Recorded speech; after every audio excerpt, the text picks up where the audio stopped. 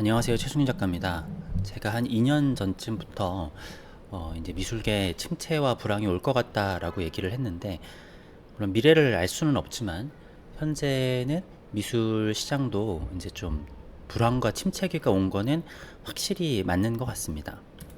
자, 그러면은 우리나라가 2007년부터 2008년에 2년의 호황 뒤에 그리고 장기 불황이 있었습니다. 그러고 나서 20년하고 21년, 지난 2년 동안의 호황이 있었는데 앞으로 어떤 불황이 올 것인가. 그전에는 12년 정도의 텀이 있었는데요. 이 다음에 12년이 또 걸릴 것인가, 이거는 알 수가 없겠죠. 자, 한 가지는 우리나라는 경기가 부동산에 연동이 되어 있기 때문에 부동산 침체가 같이 온 다음에 한 10년, 12년 후에 다시 호황이 올 수도 있는 가능성이 있죠. 또 하나의 가능성은 일본 같은 장기적인 침체가 올 가능성이 있습니다. 그렇다라는 것은 일본처럼 부동산이 가라앉고 다시 올라오지 않을 가능성인데요. 저는 사실 개인적으로는 일본처럼 가는 게 그나마 나은 방향이라고 생각을 하기는 합니다. 그러니까 일본은 그래도 출산율도 좀 올렸고 사회가 어느 정도 안정이 되어 있기는 하니까요. 자살률도 우리나라가 그 상대적인 박탈감 때문에 훨씬 더 높잖아요. 근데 제가 봤었을 때는 이번의 확률이 조금 더 크지 않을까라는 생각이 듭니다. 왜냐면은 우리나라하고 중국을 가보면은 예전에는 뭔가 좀 젊은 나라고 굉장히 활기차 있다라는 생각이 들어요. 그러니까 미술 시장도 마찬가지고. 근데 일본 시장을 가면은 굉장히 조용하다라는 생각이 듭니다. 근데 좀 차이점이 있다라고 하면은 중국하고 한국은 뜨겁고 차가움을 반복하는 시장인데 일본은 뜨겁지는 않지만 그냥 꾸준한 시장의 느낌이라는 거예요. 물론 앞으로는 어떻게 바뀔지는 모르겠지만 그러니까 팬데믹 동안 전 세계에 미술 열풍이 있었잖아요. 근데 제가 같은 시기에 일본에서 개인전을 2년 동안 2번을 했는데 일본에 가서 물어봤을 때 일본 사람들은 전혀 미술 호황인지를 모르고 있더라고요. 네, 그냥 평소랑 같이 팔릴 작품은 팔리고 그냥 예년과 같은 게 이렇게 기복 없이 가는 시장이라고 보면은 좋을 것 같습니다. 자, 이러한 시장의 특징은 뭐가 있냐면요. 그러니까 애초에도 미술 시장은 양극화가 어떠한 분야보다 극명한 시장입니다.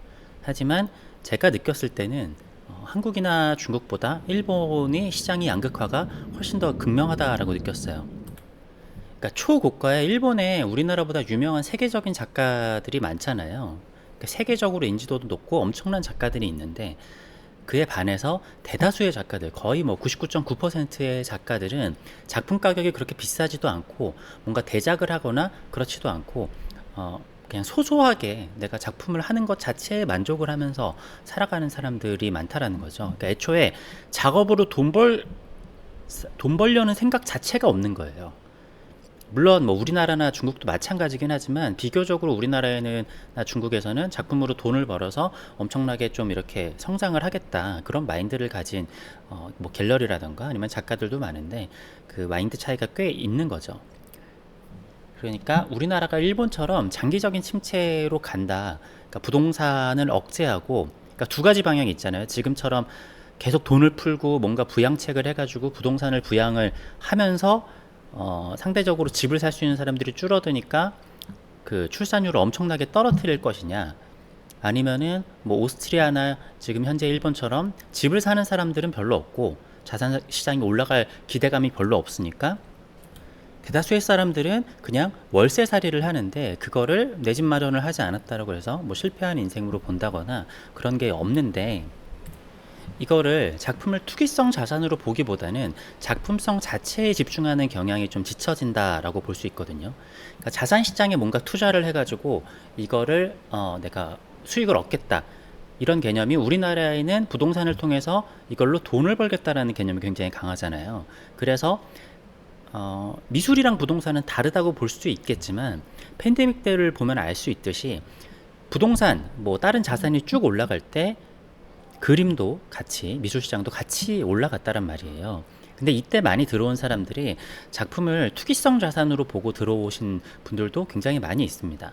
물론 그렇게 들어왔다가 미술의 매력에 빠져서 진정한 컬렉터가 되는 분들도 있지만, 자, 근데 재미난 거는 0708년에도 똑같은 현상이 있었어요. 작품을 투기성 자산으로 보고 0708의 미술 시장이 뜨겁다 보니까 그렇게 했었던 단기 투자들은 대거 그거를 실망하고 미술 투자를 외면했어요. 제가 팬데믹 때는 기억이 나실 텐데, 이때 왜 이렇게 붐이 일었다가 꺼졌느냐를 뭐 한 단어로 설명드리자면은, 08년도 미국에서 이렇게 촉발된 모기 질환 때문에 금융위기가 왔었죠. 금융위기 전에 이때도 부동산으로 인한 거품이 이렇게 폭발을 했다가 한순간에 이렇게 내려간 사건이 있었습니다. 팬데믹 때랑 어떻게 보면 비슷하다라고도 할 수 있죠.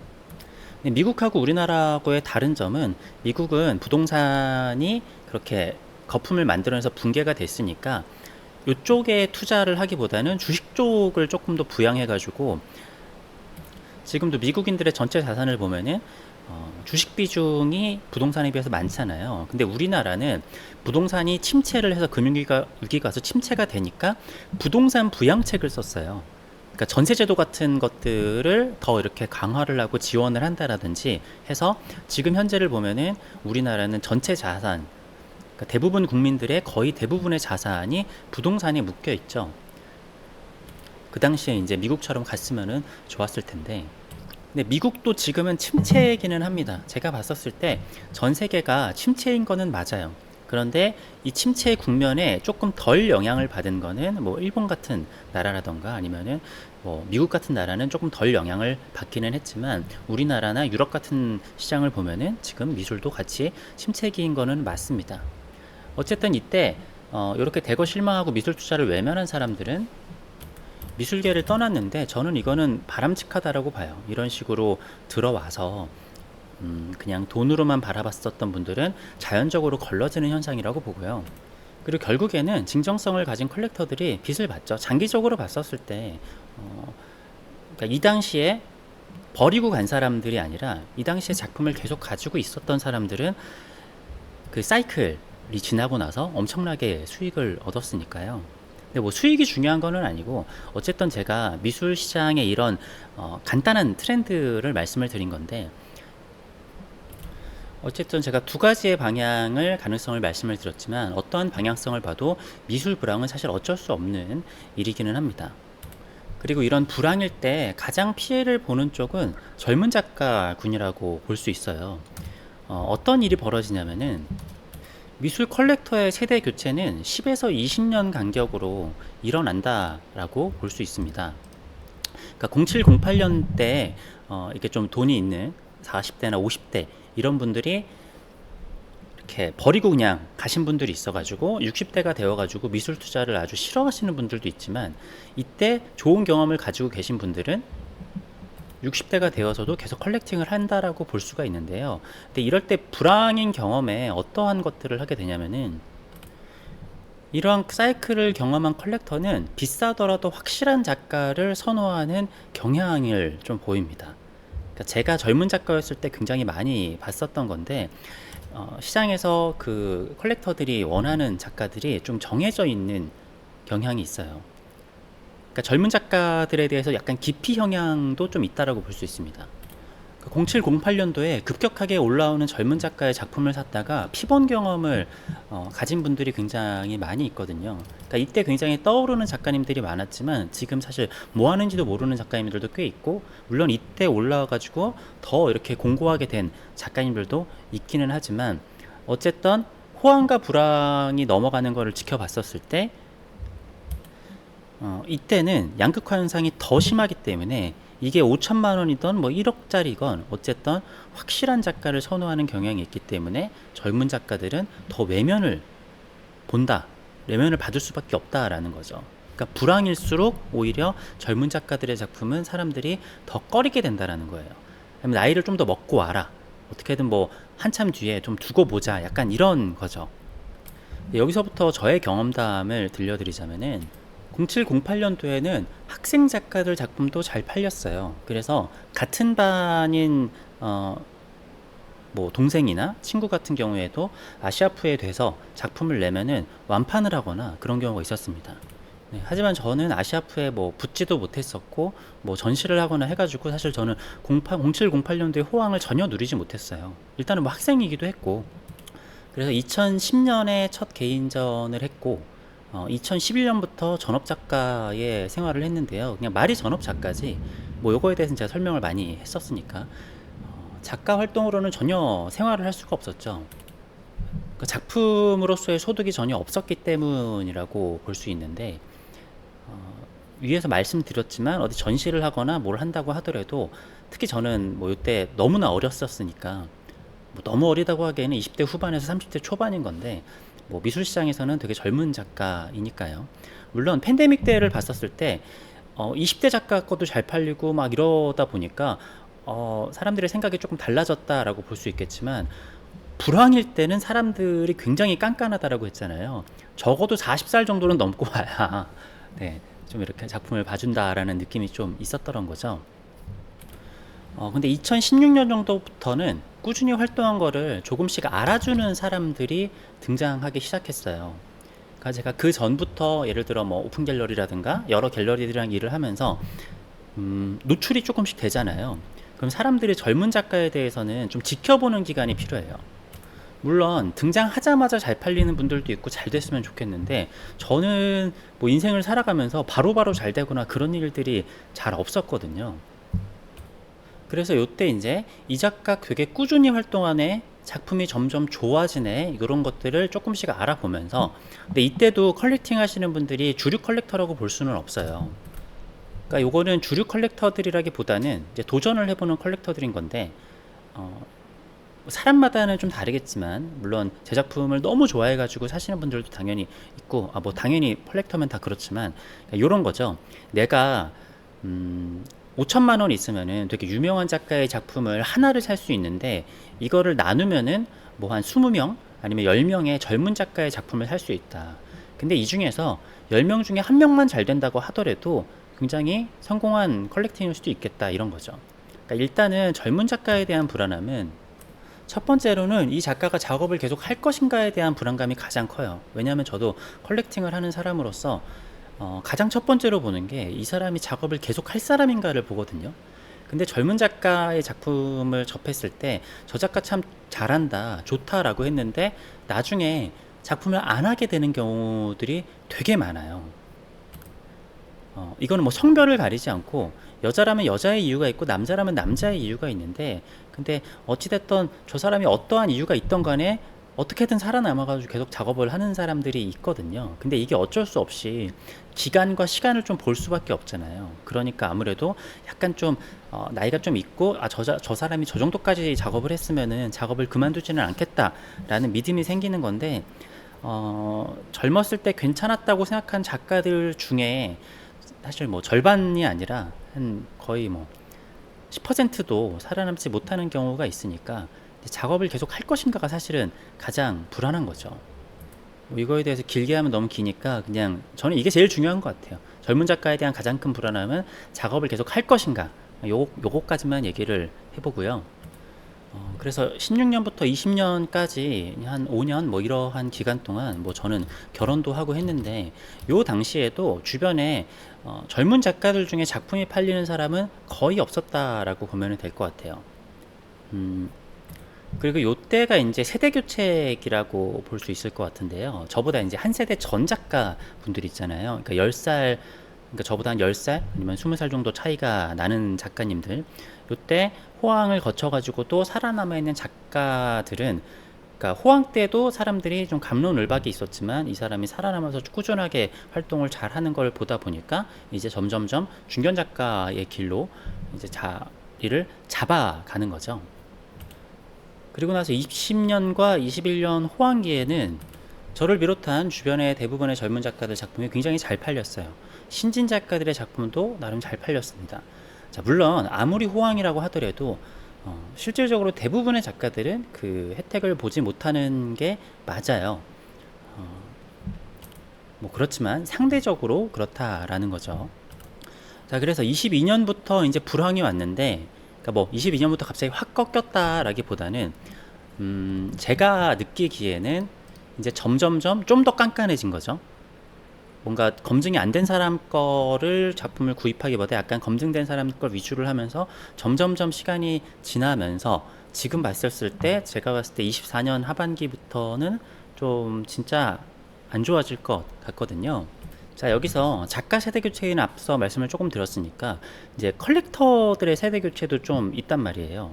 그러니까 예전에 40대, 뭐 4, 50대 때 이럴 때 여유가 좀 제일 있는 나이잖아요. 그때 07, 08년을 겪었던 분들이 시간이 지나서 이제 10년, 12년 후에는 60대나 이런 나이가 좀 됐단 말이에요. 그래서 그때의 경험으로 인해 가지고 컬렉팅의 성향이 바뀌게 되었는데, 마찬가지로 지금 20년, 21년을 겪었었던 이러한 40대, 50대였었던 분들이 앞으로 10년, 뭐 15년 후에는 이제 성향이 조금 바뀌어질 거란 말이에요.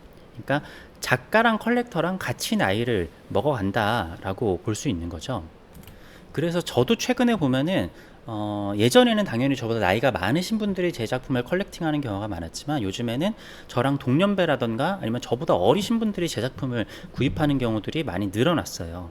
그러면서 하시는 말씀이, 옛날부터 되게 사고 싶었는데 옛날에는 돈이 없어서 못 샀는데 지금은 이제 좀 뭐 나이도 좀 먹었고 여력이 돼서 작품을 구입한다라는 분들이 많아졌다란 말이에요. 그러니까 옛날에도 저한테 제가 나이 들면 꼭 작품 살게요 이런 분들이 되게 많았었거든요.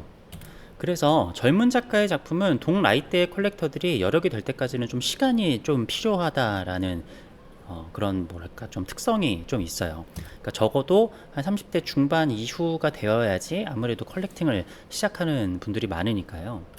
자, 어쨌든 젊은 작가가 처해진 상황에서, 그러니까 저는 어떻게 보면은 불황 때 작가 생활을 시작을 한 게 오히려 다행이라고 생각을 하기는 하거든요. 왜냐하면 제가 작가 생활을 시작을 할 때 저한테 가르침을 주셨던 선생님들이 몇 분 계신데 되게 양극화가 됐었어요. 어떤 분들은 개념에 대해서 중점적으로 알려주신 분들도 있었고, 어떤 작가님은 굉장히 현실적인 거에 대해서 알려주셨던 분이 있는데 그게 저는 도움이 많이 됐었던 것 같아요. 선생님이 하시는 말씀은 남들보다 130% 정도의 퀄리티에 7, 80% 정도의 가격을 해야 된다라는 거죠. 그러니까 이 얘기는 가격 경쟁력이 있어야 된다라는 거예요. 그러니까 저는 채널에서 젊은 작가나 아니면은 작가들이 가격을 올리는 거에 대해서 좀 조심스럽게 말하는 경우가 많은데, 실제로 저도 제가 활동하거나 한 거에 비해서 가격을 올리지 않는 경우도, 그러니까 가격을 좀 비교적 안 올린 편이잖아요. 뭐 그에 대한 이유도 여러 번 말씀드렸으니까. 근데 어쨌든 특히 젊은 작가, 시작하는 작가 같은 경우에는 가격 경쟁력이 좀 있어야 된다라는 거죠. 그러니까 컬렉터들이 이 작품을 진짜 좋아서 이게 돈이 얼마든지 사거나 그런 것도 중요하기는 한데, 그러니까 그런 측면도 물론 있어요. 무조건 작품이 싸다고 좋다라는 건 아니에요. 하지만 사람들이 비교를 할 수밖에는 없다라는 거죠. 초반에 말씀드렸다시피 내가 5천만 원이면은 뭐 이렇게 유명한 작가 작품을 살 수 있지만, 그걸 쪼개가지고 여러 젊은 작가들을 사보고, 젊은 작가의 작품을 살 때는 일단은 한번 좀 걸쳐 넣어보자, 좀 사보자 이런 느낌이 강하고, 본격적으로 사보자라는 느낌까지는 아닌 경우들이 많이 있다란 말이에요.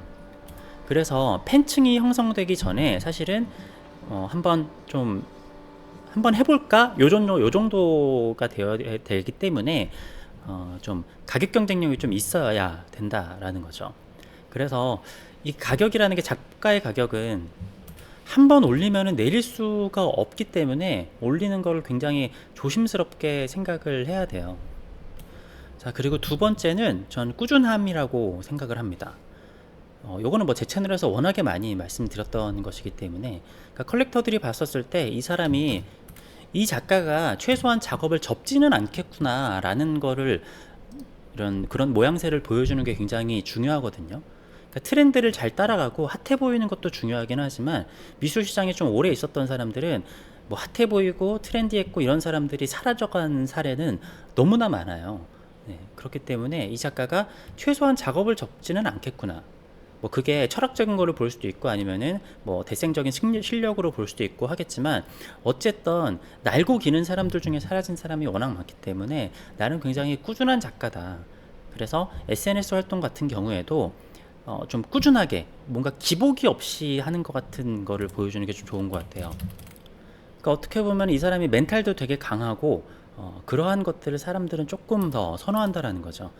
제가 이제 멘탈적인 부분에 대해서도 채널에서 좀 얘기를 하기는 하는데, 여러 가지 양면적인 측면이 존재를 해요.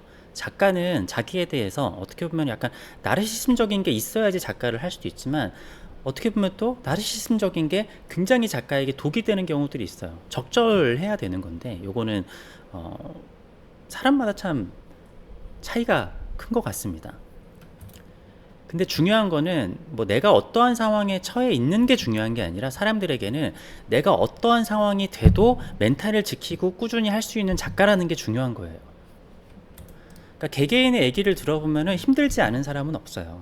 네, 힘들지 않은 사람은 없는데, 거기서 꺾인다라고 하면은 이 사람은 또 뭔 일이 생기면 또 꺾을 수도 있겠구나 라고 생각할 수도 있잖아요. 자, 그리고 세 번째로는 갤러리와의 좋은 관계를 맺고 유지를 하는 게 굉장히 중요하다라고 생각을 합니다. 그러니까 여기서 조금 이렇게 좀 혼동하지는 않으셔도 되는 게, 갑을 관계를 형성할 필요도 없고요, 무모한 요구를 받아줄 필요도 없어요. 그러니까 가끔 보면은 이게 뭐 남녀 관계이기도 하니까 그런 거를 이용하는 경우들도 꽤나 보였어요. 요즘에는 많이 줄어든 것 같기는 한데, 제가 정말 약간 좀 제일 꼴사나워하는 부분이거든요. 근데 뭐 만약에 상대방이 그 이성적인 거로 해가지고 약간 갑질을 하려고 한다, 그런 경우에 그게 작가의 성공으로 이어지는 경우는 아예 없다라고 보면은 좋을 것 같습니다. 네. 그러니까 상대방도 이 사람이 작품으로서 정말 좋은 사람으로 대한다라고 하면은 그러한 갑질을 할 이유가 없잖아요. 네, 그렇기 때문에 그러한 쓸데없는 거를 받아줄 필요는 없어요. 그러니까 갤러리와 좋은 관계를 유지해라라고 하면은 사람들이 그럼 뭐 갤러리한테 설설 기라는 거냐라 식으로 받아들이는 사람이 많은데, 그게 아니라 굉장히 나는 비즈니스 마인드가 있고 굉장히 깔끔한, 비즈니스적으로 깔끔한 사람이다라는 걸 어필을 하는 거죠. 그러니까 이런 경우도 많아요. 오히려 제가 이거 채널에서 몇 번 말씀드렸는데, 활동을 오래 한 작가들은 좀 겸손하고 갤러리한테 무리한 요구를 하거나 뭐 이렇게 나쁘게 보는 경우가 없는 경우가 많은데, 오히려 젊은 작가분들이 갤러리에서 뭘 하게 되면은 이거는 갑질 아니냐 막 반발을 하거나 아니면 싸우거나 아니면 좀 무례한 경우들도 오히려 많은 경우들이 있어요. 그러니까 그게 오히려 뭐라고 해야 되죠? 약간 피해의식이라든가 아니면 상대방이 나한테 갑질하는 거 아니야 라는 걸 너무 오버해서, 그러니까 상대방의 갑질 관계를 받아줄 필요도 없지만 너무 오버해가지고 나한테 갑질하는 게 아니냐라 이런 걸 할 필요도 없다라는 거죠. 그래서 제가 채널에서 강조를 하는 게, 계산적인 사람이 되라는 걸 되게 강조를 하잖아요. 그래서 계산적인, 상대방 입장과 내 입장을 계산해 봤었을 때, 이렇게 하면은 저렇게 하면은 저 사람도 저런 입장이겠구나, 이런 거를 서로 이해를 하면서 그걸 해야지 상대방도 갤러리 입장에서도 이 사람이 나를 경계하면서 걸핏하면은 나를 이상한 사람 취급하게 되면 같이 일하기가 싫잖아요. 그러니까 갤러리 입장에서도 컬렉터랑 마찬가지로 젊은 작가는 좀 도전해 보는 거예요. 근데 이 사람이 나중에 어떻게 될지 모르기 때문에, 물론 작품이 제일 중요하기는 하겠지만 어떠한 관점에서는 작품이 아직까지는 뭐가 더 좋은지 잘 모르잖아요. 그렇기 때문에 갤러리스트도 인간이기 때문에 일하기 편한 사람을 선호할 수밖에 없는 거죠. 이거는 어떤 분야를 가든지 마찬가지일 거예요. 그러니까 내가 잘 나간다고 갑질을 하면은 그거를 뭐 워낙에 잘 나가는 사람이면 다 받아주기는 하겠지만, 그렇지 않다라고 하면은 내가 잘 나가는 것도 없는데 막 슈퍼스타처럼 행동을 하면 안 되잖아요. 그러니까 그거를 참고 그러는 게 아니라 그냥 애초에 계산적인 사람이 되면서 그러니까 우리나라는 계산적인 사람이라는 게 되게 부정적인 의미로 되어 있어서, 그러니까 상대방이 나한테 이런 요구를 하면 왜 이런 요구를 하는지에 대해서 하면서 오해가 없는 게 되게 중요한 거죠. 네, 이렇게 하면서 뭐 당연한 건데, 뭐 마지막으로는 뭐 좋은 작품을 해야 된다, 뭐 작품 세계 이런 거는 제가 따로 말씀드릴 수는 있는 게 아니기 때문에, 당연히 좋은 작품을 해야 되는 거는 뭐 당연한 것일 거고요. 자, 아무튼 오늘은 제가 봤었을 때 미술의 불황이 굉장히 길어질 것 같기 때문에, 저도 미술 불황 때 작업을 시작을 했었던 사람이고, 물론 호황 때 시작해가지고 더 잘 되고 덜 잘 되는 작가분들도 많이 있을 거라고 생각을 해요. 근데 뭐 저는 뭐 제 개인적인 경험이 그러니까 오히려 불황 때 시작을 했었던 게 지나고 나니까 더 좋았다라는 생각을 좀 하게 됐거든요. 그래서 시장 상황이 어떻든 간에 어쨌든 뭐 전쟁이 터져도 사실은 좋은 작가들은 살아남고, 뭐 우리나라도 전쟁통에도 전시회는 열리고 작품은 판매가 됐었거든요. 그래서 기나긴 불황에 젊은 작가들은 더 힘들 수밖에 없는데, 이럴 때 젊은 작가들은 어떻게 해야 되느냐. 네, 첫 번째는 가격 경쟁력이 있어야 된다. 작품 가격이라는 거는 한번 올리면 내릴 수 없을 것이기 때문에. 그래서 저도 옛날에 생각했어요. 마흔이 되기 전에 호당 20만 원은 넘기지 말아야겠다라고 생각을 했는데, 물론 지금의 돈의 가치는 옛날이랑 다르기 때문에 좀 다르게 적용을 해야겠지만 그렇게 됐고, 왜냐하면 제가 작품 가격을 올릴 기회는 굉장히 많았거든요. 그러니까 제가 일부러 억제를 뭐 지금까지도 계속 하고 있는 것이긴 합니다. 그리고 두 번째, 컬렉터들 입장에서, 그리고 갤러리도 마찬가지고, 이 작가가, 젊은 작가의 가장 큰 리스크는 작업을 계속 할 것인가가 가장 중요하기 때문에, 내가 꾸준히 작업을 할 것이라는 것을 말이 아니라 그냥 활동으로 보여주게 되는 거죠. 그리고 그 활동이라는 거는 좀 시간이 좀 오래 걸립니다. 그러니까 누가 봤었을 때는 최승윤이라는 작가가 좀 빨리 잘 됐다라고 볼 수도 있겠고, 어떠한 입장에서는 되게 오래 걸렸다라고도 볼 수 있을 텐데, 개인적으로는 저는 뭐 한 2009년에 졸업을 해서 2011년부터 전업 작가를 하려고 했는데, 수입이 사실 1년만 없어도 먹고 살기 굉장히 힘들잖아요.